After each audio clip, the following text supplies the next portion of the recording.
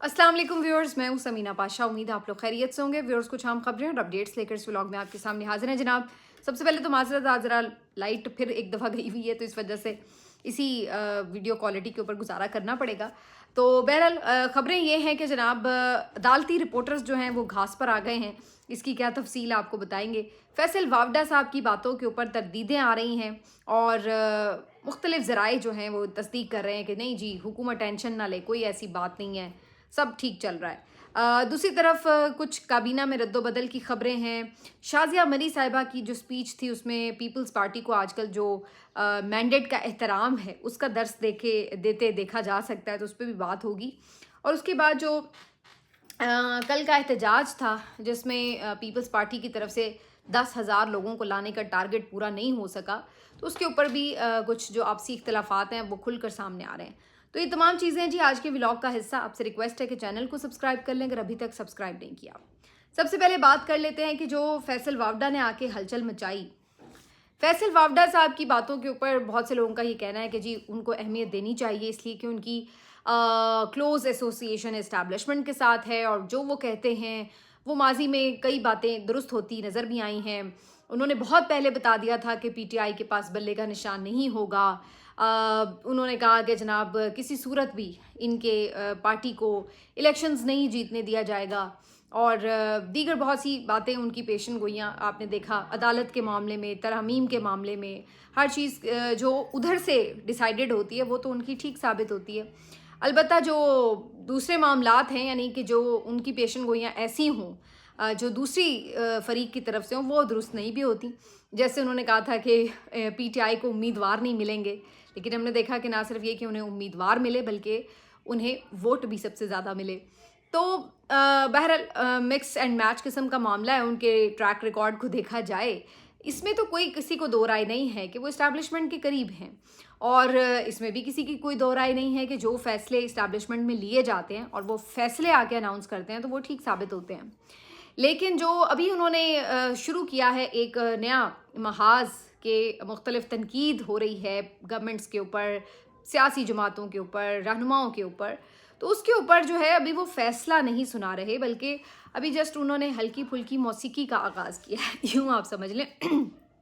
पूरा सुर अभी उन्होंने नहीं छेड़ा, हल्की फुल्की मौसीकी है और उसी वजह से एक इरताश पाया जा रहा है। गवर्नमेंट जो पहले ही आपको पता है कि अपने वोटों पर तो खड़ी नहीं है, वो तो सिर्फ इस्टेब्लिशमेंट की मरहून मिन्नत है, उन्हीं के आशीर्वाद से खड़ी है, तो उनको फिर फ़ौरन टेंशन हो जाती कि हम उन्हीं के सर पे तो खड़े हैं। अगर वही कह रहे हैं कि जी कोई मसले मसाइल चल रहे हैं हमारे, तो फिर तो हम गए, तो उनको हो गई फ़िक्र और काफ़ी घबराहट। और उसके बाद जो है कुछ दीगर ज़राए जो हैं वो दौड़ाए गए और बताया ये गया कि नहीं जी ऐसी कोई बात नहीं है। जैसे ही कॉलम्स आए हुकूमत के ख़िलाफ़, तनकीदी कॉलम्स का सिलसिला शुरू हुआ, तो फिर दूसरी तरफ कुछ तसल्ली देने वाले कॉलम्स का सिलसिला भी शुरू हो गया। अंसार अब्बासी साहब तशरीफ़ लाए और उन्होंने भी कॉलम लिख दिया कि जनाब साहब बहुत अच्छा है, बेहतरीन अंडरस्टैंडिंग है, तो कोई मसला नहीं है। मुनीर फ़ारूक साहब ने व्लॉग किया और उन्होंने कहा कि जो पहले के वज़ीर आज़म हैं वो तो रश्क करेंगे जो इस वक्त इस्टेब्लिशमेंट और शहबाज शरीफ साहब की अंडरस्टैंडिंग है। तो वैसे लफ्ज़ उन्होंने गलत इस्तेमाल किया, अंडरस्टैंडिंग तो नहीं है, सब ऑर्डिनेंस है, ओबीडियंस है, ताबेदारी है जो शहबाज शरीफ साहब की है। तो मेरा ख़्याल है ये रश्क करने की बात नहीं है। अगर वज़ीर आज़म के ओहदे के तनाजुर में देखा जाए तो ये तो शर्मिंदा होने की बात है कि आप चीफ़ एग्जीक्यूटिव के ओहदे को इस लेवल तक ले आएँ। तो मेरा ख़्याल है कि इसके ऊपर कोई भी वज़ीर आज़म रश्क नहीं करेगा, शर्मिंदा होगा और ये सोचेगा कि अच्छा ही है कि इस वक्त मैं वज़ीर आज़म नहीं हूँ। इस कदर कॉम्प्रोमाइज़ और इस कदर जो तौहीन है वज़ीर आज़म के ओहदे की जिस अंदाज से हो रही है, उससे बेहतर है कि हम नहीं वज़ीर आज़म। ये मैं इसलिए बात कह रही हूँ कि आप चीफ़ एग्जीक्यूटिव होते हैं तो आप फ़ैसला साज होते हैं, आप ज़िम्मेदार होते हैं, आप मेन वो शख्स होते हैं जिसके हाथ में तमाम पावर का मंबा होना चाहिए। लेकिन शहबाज शरीफ साहब को ख़ुद भी मालूम है, इस सिस्टम में रहते हुए जुड़े हुए हर शख्स को मालूम है, इवन बाहर के लोगों को भी पता है कि इसमें असल पावर जो है वो कहाँ पर है। तो آپ ایک ایسے عہدے پر بیٹھے ہیں جس میں آپ اپنی مرضی سے پانی کا ایک گلاس نہیں پی سکتے، تو کیا فائدہ ہے ایسے عہدے پہ ہونے کا؟ اس سے بہتر تو میں ہوں اپنے گھر میں کم از کم اپنی مرضی سے آرام سے جو چاہے فیصلہ لے سکتی ہوں، پانی کا گلاس تو پی سکتی ہوں۔ تو بہرحال یہاں پر صورتحال یہ ہے کہ منیب فاروق صاحب کا یہ کہنا ہے کہ جی بالکل آئیڈیل تعلقات ہیں، حکومت کہیں نہیں جا رہی، کوئی مسئلے مسائل نہیں ہیں۔ عمر چیمہ صاحب آئے تو انہوں نے کہا کہ دیکھیں جی یہ تو تب خبریں آئیں نا جانے کی کہ جب آگے کی کوئی سیٹلمنٹ ہو، تو آگے کیا نظر آ رہا ہے؟ آگے تو ابھی کچھ نظر نہیں آ رہا۔ پیپلز پارٹی کے ساتھ تو ویسے ہی کوئی بہت زیادہ اچھے معاملات نہیں ہیں اسٹیبلشمنٹ کے، پی ٹی آئی کے ساتھ تو سوال ہی پیدا نہیں ہوتا۔ تو آگے خود آ کے انہوں نے کیا کرنا ہے؟ ابھی بھی 80% چیزیں تو ان کے ہاتھ میں ہے، تو خود انہیں سامنے آنے کی بھی کیا ضرورت ہے؟ تو اس لیے چونکہ ابھی اس حکومت کو بھیجنے کے اوپر تو چلیں آپ مان بھی لیں کہ جی کوئی سوچے، لیکن اس کے بعد کیا کرنا ہے اس کا کوئی پلان نہیں ہے، لہٰذا اس حکومت کے جانے کا بھی پلان فی الحال نظر نہیں آتا۔ تو یہ ان کی اس کے اوپر اسیسمنٹ تھی۔ بہرحال اب کامران شاہد صاحب نے بھی ایک ٹویٹ کیا ہے صبح، اور انہوں نے کہا ہے کہ جی سیکیورٹی ذرائع کے توسط سے انہیں یہ پتہ چلا ہے کہ حکومت جانے کی جو باتیں چل رہی ہیں یہ صرف افواہیں ہیں اور ان میں کوئی صداقت نہیں ہے۔ بہترین قسم کا ایک ورکنگ ریلیشن شپ ہے اس وقت عسکری اور سیاسی قیادت کے درمیان، اور کوئی غلط فہمیاں نہیں ہیں۔ تو لہٰذا یہ جو باتیں ہو رہی ہیں کہ جناب یہ حکومت کے لیے کوئی برا ٹائم شروع ہونے جا رہا ہے، تو ایسا کچھ نہیں ہے۔ تو انہوں نے آ کے جو ہے وہ اپنے طور پر اس کی تردید کر دیا۔ اب یہ ان سے کہا گیا ہے کہ بھائی جا کے ذرا حوصلہ دے دو، تو اس لیے کیا گیا ہے۔ بہت سے لوگ تو یہ بھی کہہ رہے ہیں کہ جناب جب یہ بہت زیادہ واضح تردیدیں شروع ہو جاتی ہیں اسی وقت پیچھے جو ہے معاملات خراب ہونا شروع ہو چکے ہوتے ہیں، اور یہ ہم نے ماضی میں دیکھا ہے کہ جب یہ تردید کی گئی باجوہ صاحب کی زبیر صاحب سے ملاقات کے بعد کہ جناب وہ خود ہی دیکھیں گے معاملات اور کوئی ہم انٹرسٹڈ نہیں ہے، اور اس کے بعد ہی آپ نے دیکھا کہ ڈیل فائنل ہوئی پی ایم ایل این کے ساتھ۔ تو جب یہ تردیدیں آتی ہیں اور جب یہ کہا جاتا ہے کہ ہاں جی سب ٹھیک ہے، تو وہیں پہ سب گڑبڑ شروع ہو چکا ہوتا ہے۔ بہرحال ہر کوئی اینالسٹ اپنے انداز سے اس پوری سچویشن کو دیکھ رہا ہے اور اینالائز بھی کر رہا ہے، لیکن قصہ مختصر یہ کہ باتیں تو بہرحال یہ شروع ہو چکی ہیں، اور کل تک ایسے صحافی جو حکومت کی بہت سائیڈ لیتے تھے، بڑا دفاع کرتے تھے ان کا، آج وہ بھی ان کے اوپر تنقید کرتے نظر آ رہے ہیں۔ تو ابھی فی الحال فوری طور پر اگر کوئی کہے کہ جی بہت تبدیلی ہے تو ایسا نہیں ہے، لیکن اگر کوئی یہ کہے کہ کوئی آگے بھی چانس نہیں ہے، تو میرا خیال ہے یہ تھوڑی سی زیادہ شاید اوور ایسٹیمیٹڈ بات ہوگی۔ اب حکومت دوسری طرف کیا کر رہی ہے؟ حکومت دوسری طرف یہ سوچ رہی ہے کہ کچھ کیبنٹ میں ری شفل کی جائے، اور اس کے لیے اب انہوں نے یہ سوچا ہے کہ جو وزیر جو کام کر رہے ہیں جو کہ ان کا کام پہلے نہیں تھا، تو کیوں نہ انہیں وہی کام اسائن کر دیا جائے۔ تو اب جو خبر آئی ہے وہ یہ ہے کہ جناب وزیر داخلہ محسن نقوی صاحب جو کہ ہیں تو وزیر داخلہ لیکن کام وہ کر رہے تھے سارے وزارت خارجہ والے، تو اب یہ سوچا جا رہا ہے کہ انہیں پھر پرماننٹلی وزیر خارجہ ہی بنا دیا جائے، بجائے اس کے کہ وہ وزیر داخلہ ہوں اور کام باہر کے کر رہے ہوں، تو بہتر یہ کہ انہیں خارجہ امور ہی دیکھنے کے لیے قلمدان دے دیا جائے۔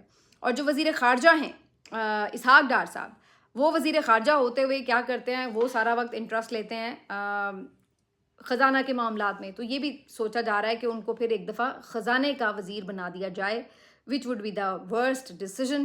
پہلے بھی ان کی وجہ سے، ان کے غلط فیصلوں کی وجہ سے کافی زیادہ جو ہے وہ آلریڈی نقصان ہو چکا ہے، لیکن بہرحال یہ بھی بتایا جا رہا ہے کہ وہ نائب وزیر اعظم بھی رہیں گے، مین وائل خزانہ امور بھی دیکھ لیں گے، اور جو محسن نقوی صاحب ہیں اگر وہ وزیر خارجہ بنائے جاتے ہیں تو اس کے بعد ساتھ ساتھ وہ پی سی بی کے چیئرمین رہیں گے ایز یوزول، جو کہ وہ پہلے وزارت داخلہ کے ساتھ بھی سنبھال رہے تھے معاملات۔ تو بہرحال جی اب یہ کچھ شفلنگ ہوگی، اور لیٹ سی کہ اس سے ہوتی ہے شفلنگ اور کیسے ہوتی ہے، لیکن اس سے کیا فرق پڑتا ہے؟ کوئی ایک بندہ چلا جائے، ایک مورا اٹھا کے آپ وہاں سے وہاں رکھ دیں، ایک مورا اٹھا کے وہاں سے وہاں رکھ دیں، تو اس سے کتنا فرق پڑ جائے گا؟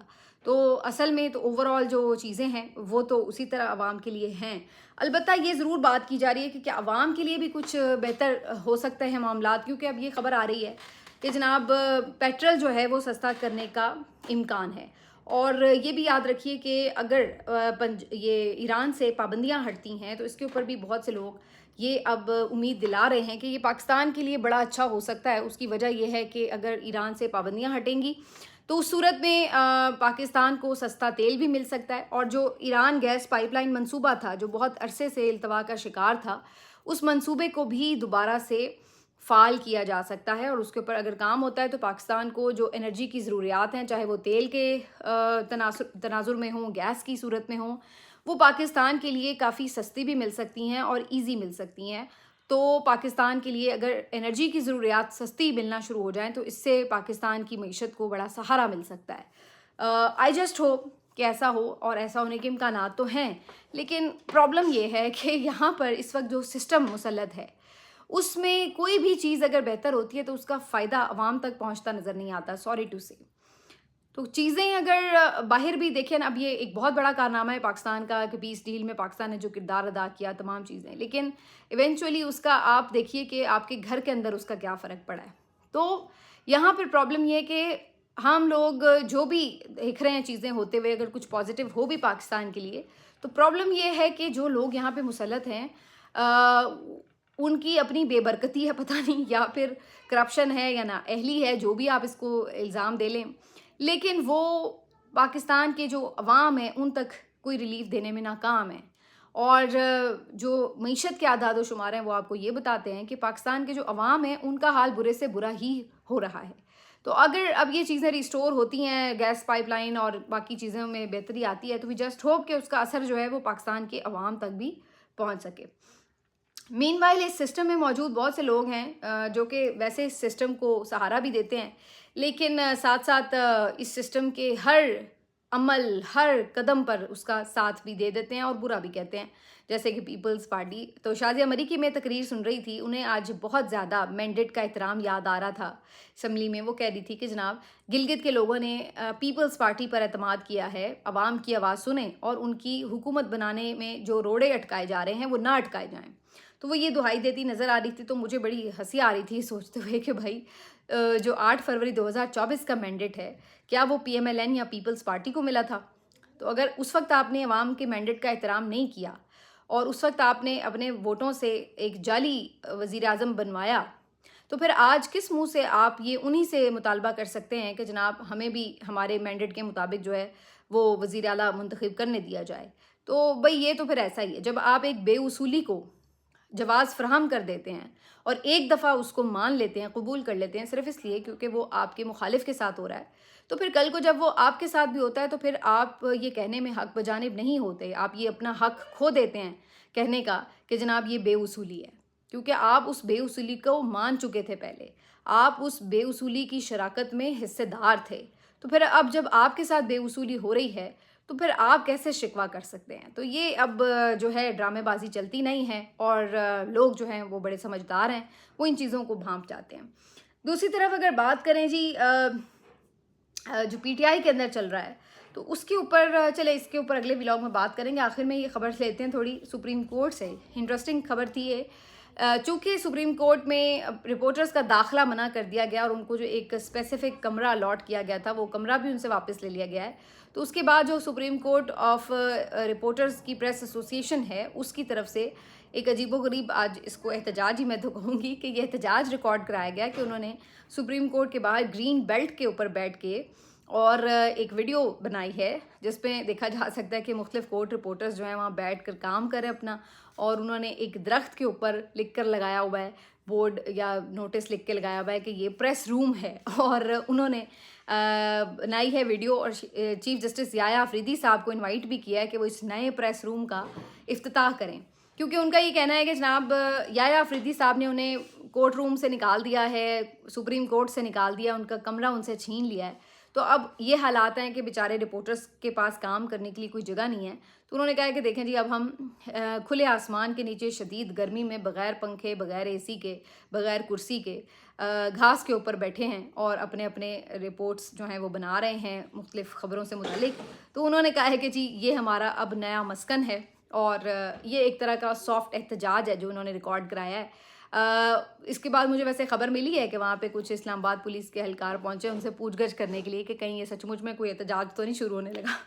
حالانکہ وہ 5-6 لوگ بیٹھے ہوئے کیا بیچارے بگاڑ لیں گے آپ کا. تو کہنے کا مقصد یہ ہے کہ یحییٰ آفریدی صاحب جو ہیں ان کو تھوڑا احساس دلانے کی کوشش کی جا رہی ہے سپریم کورٹ کے رپورٹرز کی طرف سے، لیکن ان کو تو 70 سالہ یاسمین راشد کینسر کی پیشنٹ جیل سے احساس نہیں دلا سکی، ان کا ضمیر نہیں جگا سکی. تو بھائی آپ لوگ تو نوجوان رپورٹرز ہیں، ماشاءاللہ صحت مند ہیں، تو آپ کی دہائی سے کسی کو کیا فرق پڑنے والا ہے. ملتے ہیں آپ سے اگلے ویلاگ میں، اپنا خیال رکھیے، اللہ حافظ.